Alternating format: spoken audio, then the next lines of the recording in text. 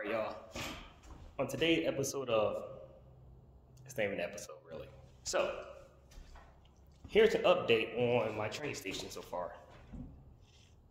Yeah, not much got accomplished. I had this whole plan, this whole 2 weeks I was off to do all the wiring, signals, everything. Signal, station, more wire, the whole 9 yards. Yeah, let's just say nothing happened. Nothing worked out right. The signal wires are breaking. Found out my Arduino boards weren't working right. I had fake ones the whole time. Pins weren't working, and then pins that did work, they didn't have, I don't know, they were picking up signals from something, and they weren't plugged in. So, back to square one on signals, back to square one on the program. The station still never got done. I did get one thing done today, though. I installed a bridge. The bridge had always been there. I finally permanently installed it now. But let's go take a look. All right, y'all. So here we are again. Yes, there's a strap pulling together because I forgot all my clamps. So let's zoom out. Here's my station so far. Looks the same thing as always. But notice, no more hand throws. Because as of my last show in Amherst, we are now fully, brain fart, fully tortoise machines now on the B module. And at the far end, it's the A module. So, yeah, it's still a little mess up here. Don't worry about that. So, no more hand throws. We have the board here for all four. Of course, you see these two here are for the main lines. These are for the sidings. Hence why they're all in a V shape. This is the plug that goes to the rest of the modules. And right now, it's to use oversized paper clips to clamp them up here. Working our way down. Nothing. Could be a big signal thing right there, but nothing. I know. Best update ever. These are going to be the last thing to get done. I'm redoing these because, as you can see, over the time, they had taken a beating. For some reason, this one here is like 1/4 inch too long. So I need to sand it down. That's on my to-do list. Digitracks. We don't use Digitracks. These are NCE boards now. The founder of our club has rewired them to work for NCE systems. They work for Digitracks? I don't know. But here is the harnesses and connectors I use between my modules. You notice there's 2 of them. The big one is the main one. The first 4 wires on this side is the mainline bus wires. This 5th one is my 12-volt accessories. These are my sidings. So later on, we have a project in the work with the club where we're gonna have full train detection on it. So with that being said, the sidings need to be separated individually from the main lines. So that's why there's now 2 harnesses. That was fun. But yeah, they just plug in just like this. One connector, pull them apart, pull the 2 harnesses together, and then, this is hard with one hand, you just clamp it back up here. It's above the framework, as you can see. It stays tucked in. Same thing for this side. See how long they hang down for that reason. But you just twist them together, and I'll fight with that later. These takes 2 hands, and I'm not in the mood for fighting with that. So with my modules, B module, C module, A module. A module is going to be the one with the station on it. This piece is not needed at every show. If we got to do a show and it's a real small place, we don't need this piece. I can take the center piece out and it will still work. So this is the station full length. I could take out 5 feet of it and make it shorter so we could fit in tighter shows.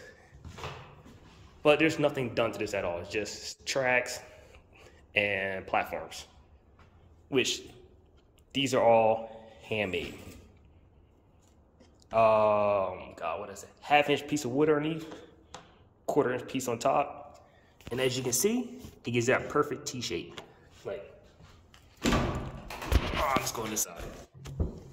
Perfect T shape for platforms. And what I did was I just cut very, very long strips out of them and then made them fit. These are adjustable, just in case, you know, I'm off a little bit. So you look down, there's screws with giant washers. They're here, they're here, they're right there. That allows me to slide these platforms left and right to get them centered again. As we work our way down, you probably noticed there's a gap. This one's off center because I had literally drilled the wrong hole. And I said I will get back to it when I can.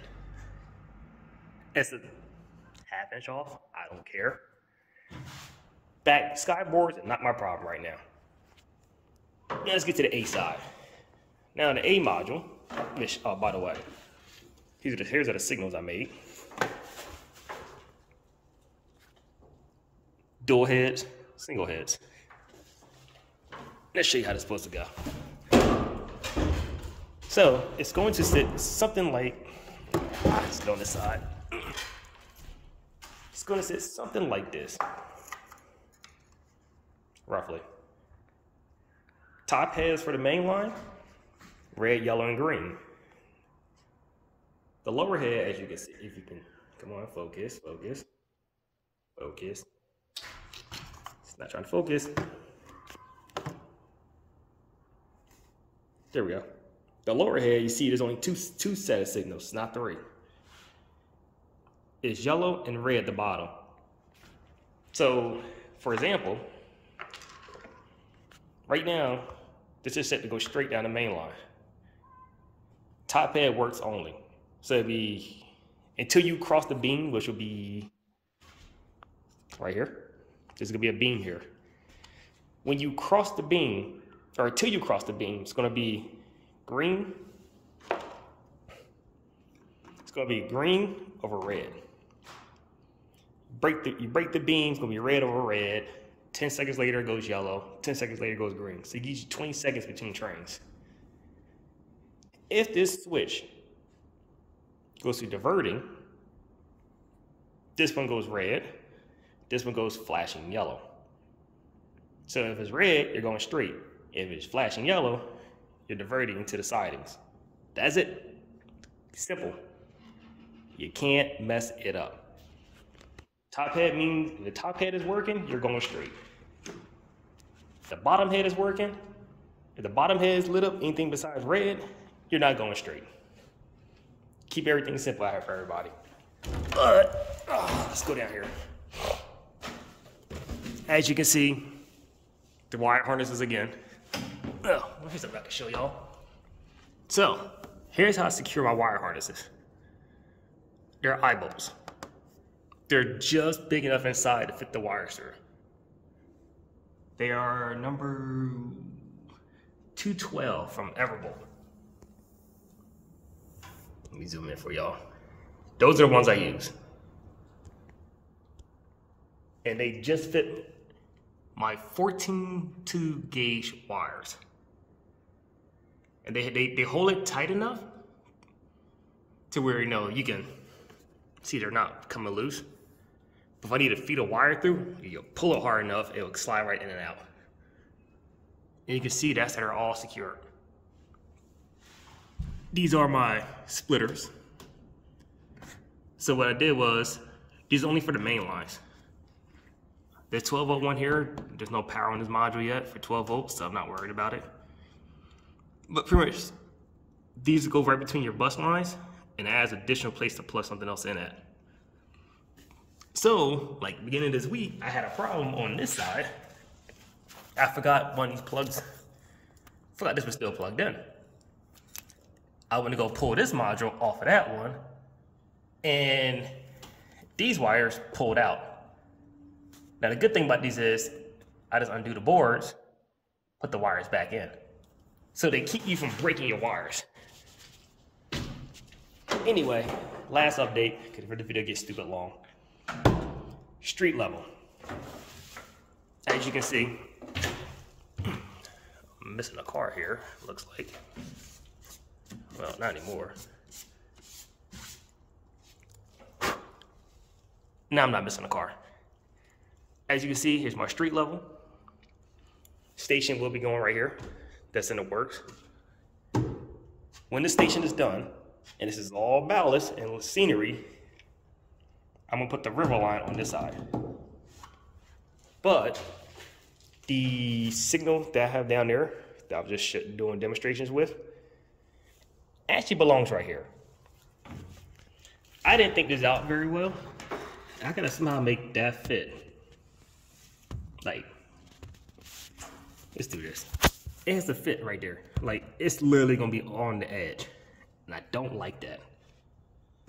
I'm gonna have to notch this out some against my will.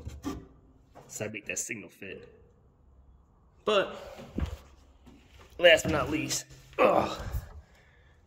tortoise machines. And we have control panels for them. And like I said, here's the 4 plugs that go to the next set of modules outside of my station. And I didn't put the connectors on yet, but here's going to the 12-volt accessories I use. And like I said, you twist them together, and you clamp them up right here. Hold on, I think I got this. I got this. Ta-da. And then just push that flat if you need to. But yeah, here's everything for the station. Now, these heights are adjustable. Now, A module and B module can fully adjust. As you see here, these legs are milled down the middle. So this thing can go from up here all the way to about right here. And about a good 1.5 feet, about a good foot it can drop. But at my shows, we do about 40, almost 50 inches tall, so this is the height it usually sits at. Now, the C module, this one, these legs are solid for right now. I don't run with any other club for the time being, so I made them fixed height legs with eye bolts. As you can see, it's not on the ground, but these are like 6-inch long eye bolts. So I got 6 inches adjustment up and down. But usually we don't need to adjust them too much, because like I said, this is the height it usually sits at. And yeah, I'll make a quick video of me packing this all up away before the wife finds out, because she probably realized I'm trying to figure out where I'm at. But let's see, where I'm gonna put this phone to do this. Let me figure this out.